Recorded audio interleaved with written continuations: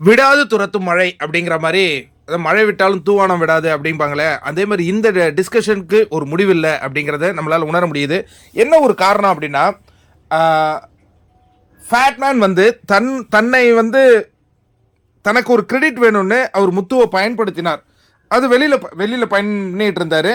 அவருக்கே தெரியுங்க, ஒரு கட்டத்துக்கு மேலே நம்மளே சொல்லியிருந்தோமே பாய்ஸ் வெர்சஸ் கேர்ள்ஸில், இந்த பக்கம் பாய்ஸ்னால் முத்துக்குமரன் மட்டும்தான் தெரியும், கேர்ள்ஸ்னு பார்த்தீங்கன்னா தர்ஷிகா, ஆனந்தி, ஜாக்லின், இவ்வளோதான்.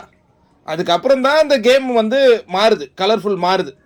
இந்த ஒரு 4 வாரத்துக்கு பிறகு இப்போ முத்துவே கிரெடிட் எடுத்துக்கிட்டு இருக்கான்ட்டு இந்த அருண் பிரசாத்லாம் ஏதோ வந்து பேச தொடங்கின அந்த காட்சிகள்லாம் நம்ம பார்த்தோம்.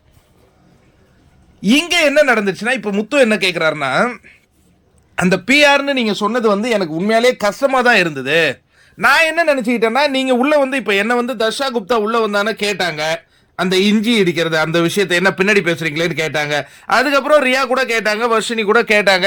சரி, என்னையும் எல்லாம் கேட்டாங்க தான் அப்படின்னு நான் நினச்சிருக்கேன் போல இருக்கு. பட் என்ன கேட்டது சம்பிரதாயமாகவும் மற்றவங்களை நீங்கள் ஏதோ ஒன்று பண்ணியிருக்கீங்க அப்படிங்கிறதுலாம் சேதனம் சொல்லும் போது தான் எனக்கு தெரிய வருது. சரி, அது கூட பரவாயில்ல. இப்போ எனக்கு அந்த பிஆர் அப்படிங்கிறது வந்து அவர் சேதனம் சொன்னார் பார்த்தீங்களா, நீங்கள் எது வேணாலும் சொல்லிட்டு போங்க, ஆனால் அந்த பிஆர்னு சொல்லும்போது அந்த பையனுடைய உழைப்பை நீங்கள் மட்டுப்படுத்துகிற மாதிரி ஆகிடும் இல்லையா அப்படின்னு, அந்த இதெல்லாம் நமக்கு சுமை தானே அப்படிங்கும்போது அவர் என்ன சொல்கிறாருன்னா, முத்துக்குமரா நீ வெற்றி பெறுறீன்னா அது உன்னுடைய கிரெடிட் தான், அதை நான் எதுவும் பண்ணலை. ஆனால் இந்த ஒரு 3 நாள் நான் ஆன்லைன்லேயே மைண்ட் கேம், அது என்னுடைய கிரெடிட், அதை எனக்கு கொடுத்துடணும். என்னென்ன சொல்கிறேன், எனக்கு ஒன்றும் புரியல. ஆமாம், என்ன கண்டஸ்டன்ஸ்ன்னு சொன்னாங்க, நான் இப்படி தான் கேம் ஆடுவேன், எல்லாத்தையும் கலைச்சி தான் விடுவேன், அதுதான் என்னுடைய ஸ்டைல், நான் வேறு என்ன கேம் ஆட முடியும்? அதனால் இந்த 3 நாள் நான் ஒரு விஷயம் செஞ்சேன், அந்த கிரெடிட் எனக்கு கொடுத்துரு. கிரெடிட் வேணா எடுத்துங்க, அந்த கிரெடிட் எனக்கு கொடுத்துரு. ஆனால் உன்னுடைய வெற்றியில் நான் வந்து கிரெடிட் எடுத்து போனேன்னா அது நீ கொடுக்கறத பொறுத்து, நீ கிரெடிட் கொடுக்குறியா கொடுக்கலையான்னு, ஏன்னா உனக்கு தெரியாது. அந்த கேம் நான் வெளியில் ஆடிட்டு இருந்தேன் அப்படிங்கிற மாதிரி ஒரு விஷயம் சொல்கிறாரு. அந்த கேம் வெளியில் ஆடிட்டு இருந்தீங்களா? ஆமாம், அது நீ வெளியில் வந்து பார்க்கும்போது உனக்கு தெரியும். இல்லைண்ணே, இந்த மாதிரி வார்த்தை தானே என்னை போட்டு ரணமாக்குது, தயவு செஞ்சு விடுங்கண்ணே, நான் உங்ககிட்ட கிரெடிட் கேட்கல, ஏன் கிரெடிட்டை நீ கேட்காத அப்படிங்கிற மாதிரி ஏதோ ஒன்று பேசிக்கிட்டு இருந்தார். நான் ஒரு விஷயம் சொல்லவா, என்ன இப்படி சொல்கிறீங்களே, வர்ஷினி உன்னுடைய சொம்புன்னு தான் வெளில இருக்கிறவங்க சொல்லுவாங்க தெரியுமா? என்ன வர்ஷினி?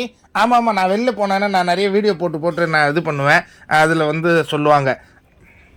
அப்படியா? இன்னொரு விஷயம் சொல்லட்டுமா, இங்கே 8 பேர் வந்திருக்காங்க, 7 பேர் நீ தான் வெளில ஜெயிப்பேன்னு சொன்னாங்க. அப்போல்லாம் அவங்களாம் வந்து உன்னை எப்படி வெளியில் ஜெயிப்பேன்னு சொல்லிட்டு இங்கே வந்து உன்னை எப்படி குற்றம் சொல்ல முடியும்? அப்போ அவங்களுக்கு டபுள் ஸ்டாண்டர்ட் மக்கள் சிரிக்க மாட்டாங்களா அப்படிங்கிற மாதிரி ஃபேட்மேன் கேட்குறாரு. வெளியில் என்ன நான் ஜெயிப்பேன்னு எங்கே சொன்னீங்க? எங்களை இன்டர்வியூ கேட்கும்போது அவங்க ஒரு கேள்வி ஸ்டாண்டர்டாக வைக்கிறாங்க, இந்த சீசனில் யார் ஜெயிப்பாங்கன்னு. தோபார், நான் முதல்ல எவிக்ட் ஆனவன்டா, சாட்சனா 8வது எவிக்ட் ஆன பொண்ணு. ஆனால் நாங்கள் எல்லாம் ஒரே விஷயம் தானே சொல்லியிருக்கிறோம். அப்போ என்ன? அதனால் நீ கவலைப்படாத இரு அப்படிங்கிற மாதிரி ஃபேட்மேன் சொல்கிறாரு. ஆனால் நான் என்ன சொல்கிறேன்னா, தயவு செஞ்சு இந்த ஃபேட்மேன் அந்த பொங்கல் கொண்டாடிட்டு கூட வீட்டுக்கு அனுப்பிச்சி விட்ருக்குங்க.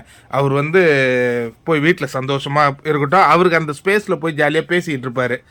இங்கே பிக் பாஸ் வீட்டில் இன்னும் அவர் பேசினே இருந்தார்னா பல குழப்பங்கள் தான் ஏற்படும் அப்படிங்கிறது தான் என்னுடைய கருத்து.